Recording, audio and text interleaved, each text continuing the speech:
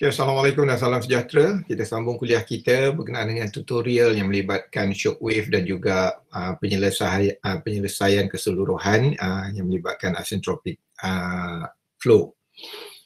Dan untuk soalan ini saya tidak selesaikan kerana soalan ini sama dengan soalan sebelumnya. It flows from 70 degrees Celsius reservoir to the atmosphere through a nozzle with a 50 mm diameter throat and a 100 mm diameter exit. What reservoir pressure is necessary to locate a normal shock wave at the exit? Also calculate the velocity and pressure at the throat before and after the shock. Okay, you may answer this question based on the previous tutorial. So yang ni saya tidak terangkan kerana penyelesaian dia sama seperti soalan sebelum ini. Cuma angka saja diubah.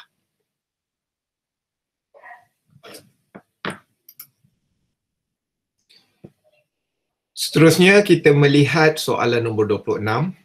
Air flows from a reservoir maintained at 25 degrees Celsius and 500 kilopascal absolute.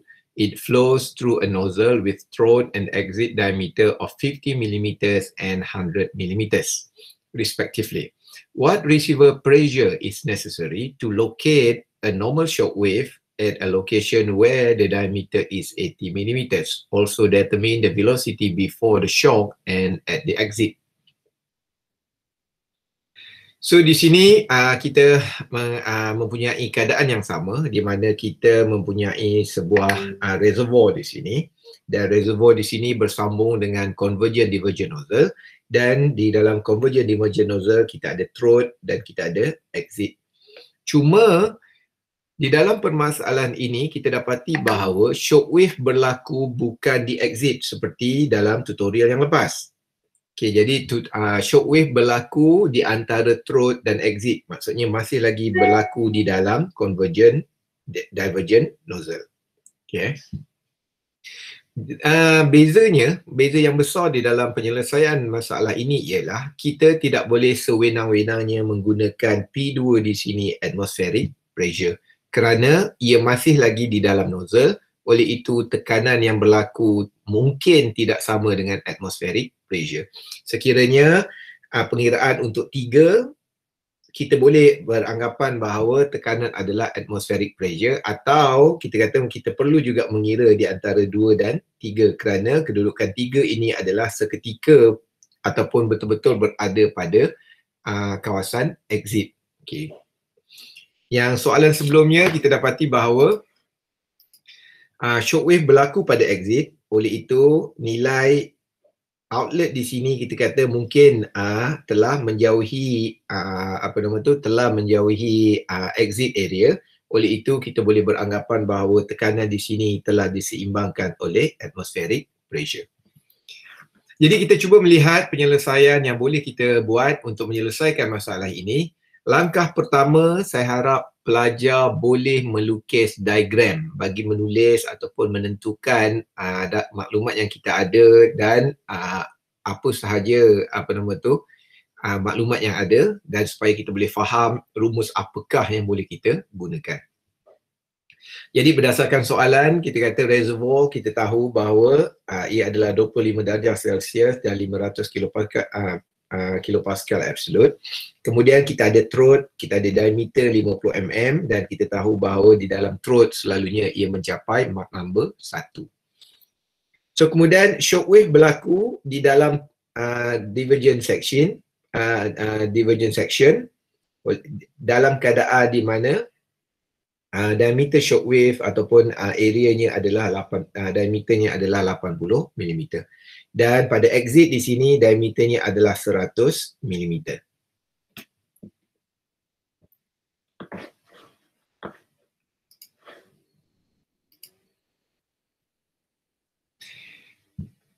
Okey, sebelum itu kita juga perlu faham bahawa untuk kita menyelesaikan masalah kosong, throat dan 1, kita boleh menggunakan isentropic flow, dan untuk menyelesaikan masalah 1 dan 2 kita perlu menggunakan shockwave equation, dan untuk kita menyelesaikan masalah 2 dan 3 kita menggunakan isentropic flow equation. Okay, yang ini saya harap pelajar dapat faham. Okey, untuk kita menyelesaikan masalah untuk kawasan ini dahulu, oleh kerana pada kawasan ini tidak ada berlaku sebarang shockwave, oleh itu kita menggunakan isentropic flow. Jadi from isentropic flow table, kita tahu bahawa Mach number sama dengan 1 dan ratio di antara pressure dan temperature kita boleh dapat seperti ini. P over P naught adalah 0.5283 dan T over T naught sama dengan 0.8333.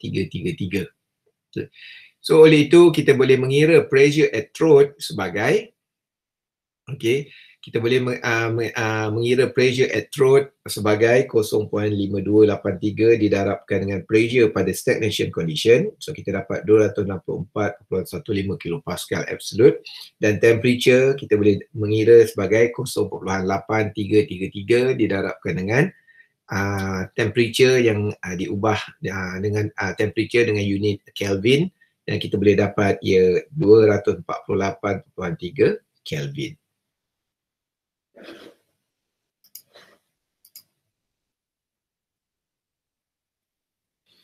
Kemudian kita boleh mengira area ratio. So kita tahu bahawa diberi A1 dan juga A star. Okey, di dalam A1 di sini kita tahu ia adalah 80 mm. So jadi kita mengira A1 dan A star, kita dapati bahawa rasionya adalah 2.56.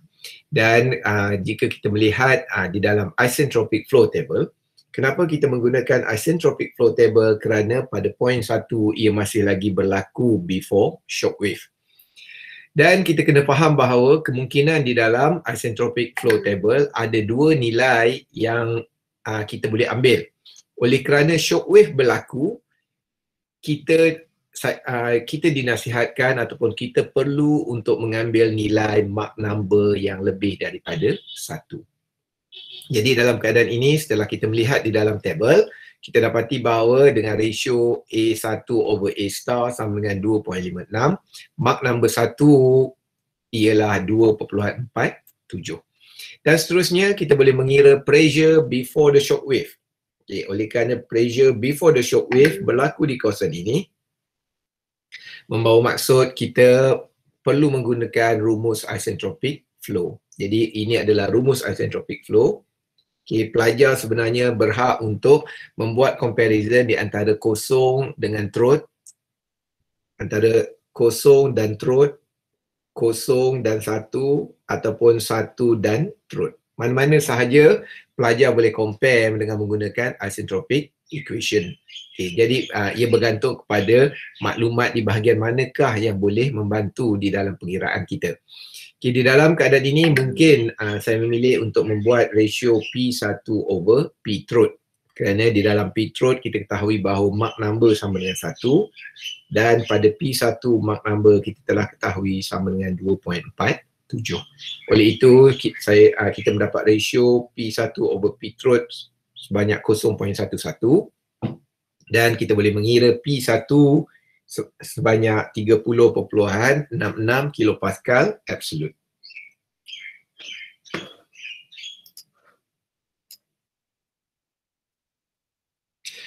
Dan seterusnya kita boleh mengira velocity before the shock wave. Kita tahu bahawa velocity boleh dikira dengan menggunakan rumus ini, Mach number darab square root KRT. Oleh itu kita perlu untuk mendapatkan nilai T1 dahulu.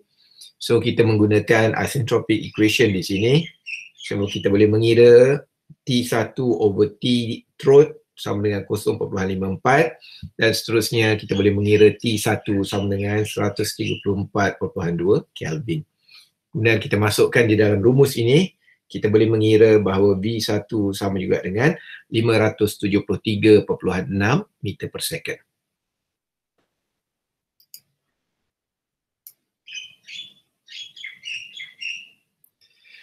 Okey, seterusnya kita ingin mengira apakah yang berlaku pada point 2 dan kita tahu bahawa pada point 2 ia berlaku after the shock wave. Maknanya sekarang ini kita perlu menggunakan maklumat di antara before and after shock wave.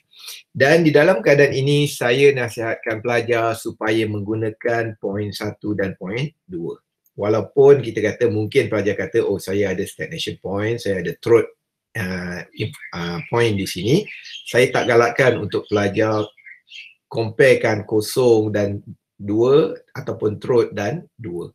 Elok untuk pelajar comparekan nilai seketika sebelum shockwave dengan nilai seketika selepas shockwave. Kerana shockwave berlaku sangat cepat, oleh itu nilai yang jauh daripada shockwave sebenarnya tidak valid untuk kita gunakan di dalam pengiraan. Jadi di dalam keadaan ini kita refer kepada normal shockwave table. So diketahui bahawa M1 sama dengan 2.47 dan M2 sama juga dengan, jadi kita lihat di sini kita dapati bahawa nilai 2.47 tak ada, kita perlu untuk mengira apakah nilai tersebut. So nilai tersebut adalah di antara dua nilai ini.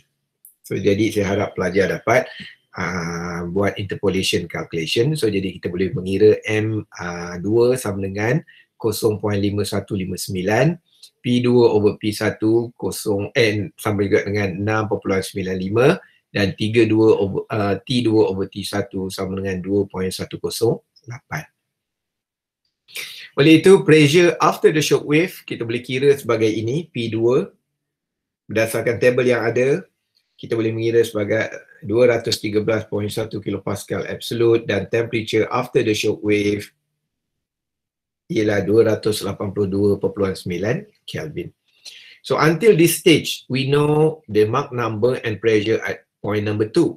However, we do not know the Mach number and pressure at exit. So we cannot use isentropic flow equation to calculate the pressure at exit because we could use the value of stagnation pressure from the table. So yang ini kita kata permasalahan yang dinyatakan di dalam nota ini ialah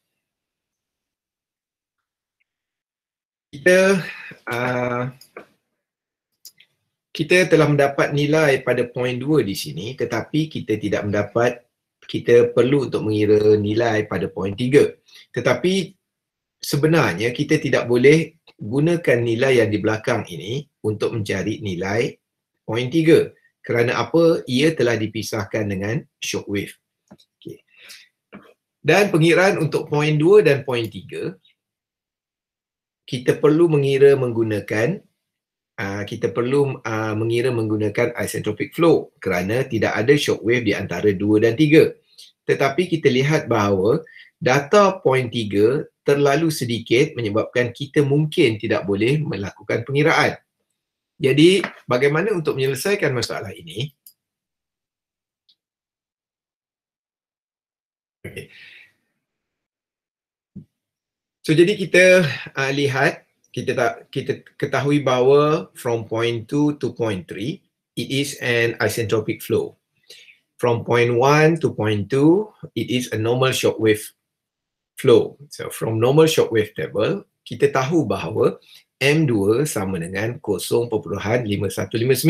Yang ini yang kita cari tadi, di mana kita tahu bahawa M1 sama dengan 2.47.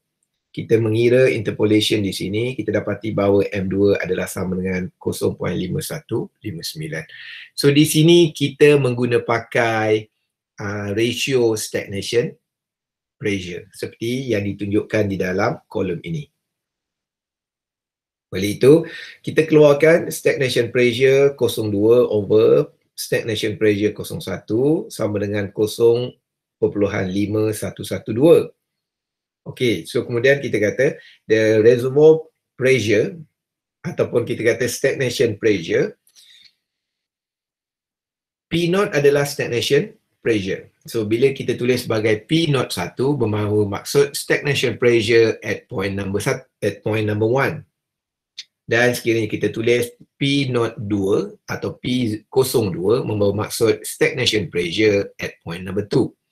Okay, untuk stagnation pressure at point number 2 di sini, okay, kita boleh mengira dengan cara, oleh kerana ratio ini kita telah ada, okay, ratio ini kita telah ada, kita boleh mengira sebagai 0.5112 didarabkan dengan stagnation pressure at point number 1. So di sini pelajar kena faham, pada stagnation pressure number 1 di sini, sekiranya had laju tersebut kita berhentikan, membawa maksud Mach number sama dengan kosong. Oleh itu, pressure yang terhasil setelah had laju diberhentikan akan menjadi stagnation pressure. Okey, jadi apakah stagnation pressure pada satu? Di dalam keadaan ini, kita boleh membuat anggapan mudah disebabkan tidak ada berlaku kehilangan tenaga dalam bentuk heat transfer dan sebagainya, membawa maksud tenaga adalah sama pada reservoir, pada throat dan pada satu. Jadi sekiranya pada poin satu ini, had laju diberhentikan secara tiba-tiba, iaitu stagnation condition, pressure pada satu akan menjadi stagnation pressure dan stagnation pressure itu sama dengan stagnation pressure yang berlaku pada kosong. Kerana apa? Pada keadaan ini, kita kata had laju kosong dan reservoir mempunyai satu nilai tekanan. Setelah ia berjalan, nilai tekanan mungkin berubah dan sebagainya, dan apabila ia diberhentikan kembali, kita dapati bahawa tekanan yang terhasil adalah sama dengan tekanan di reservoir. Oleh itu, memadai untuk kita masukkan nilai 500 kilopascal sebagai stagnation pressure pada satu. Jadi kita masukkan 500 kilopascal, kita boleh dapat stagnation pressure pada 2 sama dengan 255.6 kilopascal.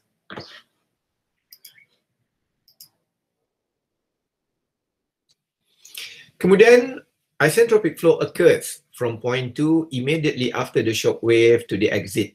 So for Mach 2 equals 0.5159, 0.5159. From isentropic flow table, we know that A2 over A star, it is equal to 1.314. So jadi kita boleh mencari ratio area untuk exit dengan menggunakan table. Kita dapati bahawa A2 over A star sama dengan 1.314.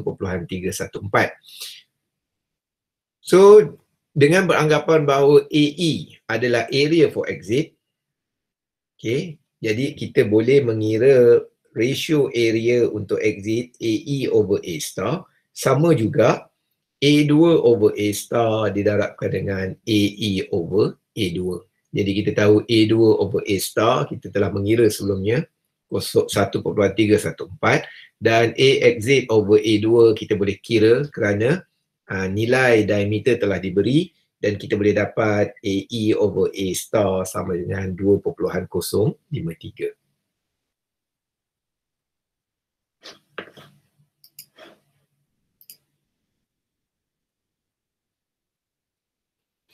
Okay, so kemudian kita mengira pressure at exit. So the Mach number and pressure ratio corresponding to this area ratio 2.053 from the isentropic table are. We need to find subsonic value because it is happened to the exit after the shock wave. Mach number must less than 1. Jadi sekali lagi di sini saya tak pasti ada table ke tak. Okay.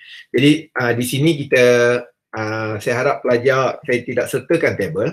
So pelajar boleh melihat isentropic flow table. Pelajar melihat nombor 2.053. Okay.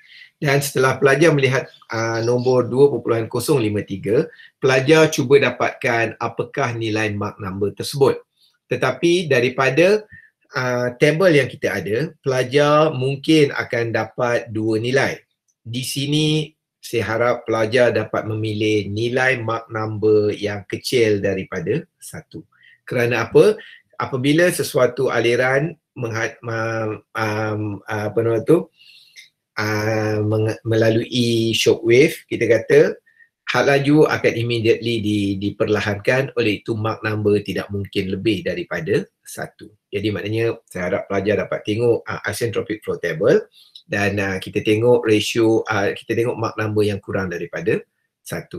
Dan kemudian jika kita lihat Mach number yang kurang daripada 1, kita dapati bahawa Mach number tersebut ialah 0.298. Dan kemudian daripada row ataupun daripada barisan angka tersebut, Mach number 0.298, kita boleh dapat ratio P over P naught. So ratio P over P naught ini maksudnya ratio nilai pressure pada satu titik dengan pressure pada stagnation. Oleh itu, kita boleh menulis juga ratio itu sebagai ratio pressure at exit dengan pressure at stagnation at point number 2. Kerana apa? Kerana kalau kita lihat gambar rajah, memang kita sebelum ini kita beranggapan bahawa P stagnation adalah nilai pada reservoir. Tetapi nilai ini kita tidak boleh gunakan untuk pengiraan 2 dan 3 kerana ia telah berlaku selepas shockwave. Kita hanya boleh comparekan nilai 2 dengan 3 sahaja. Oleh itu, daripada isentropic table berkenaan dengan 2 dan 3, kita dapat nilai bahawa P over P naught sama dengan 0.940. Dan P over P naught di sini kita perlu faham, ia reflect kepada pressure pada exit dibahagikan dengan pressure, stagnation pressure pada 2. Kerana apa? Kerana kalau kita lihat di sini, kita ingin mengira apakah pressure pada exit dan kita perlu menggunakan nilai stagnation pressure pada 2. Kita tidak boleh menggunakan nilai stagnation pressure pada 0. So jadi kita anggap bahawa P over P naught di sini adalah sama dengan P exit over P stagnation at point 2 sama dengan 0.940 dan membawa maksud kita boleh mengira pressure at exit sama dengan 0.940 didarabkan dengan P stagnation at point 2 dan kita boleh dapat ia sama dengan 240.3 kilopascal.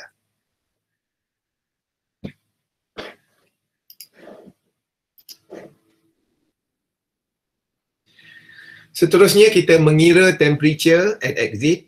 So di sini mungkin tricky sedikit. Kita pelajar boleh menggunakan rumus untuk isentropic flow. Maksudnya kita ada rumus untuk T2 over T exit. Maknanya pelajar boleh menggunakan ratio T2 over T1 dan masukkan nilai.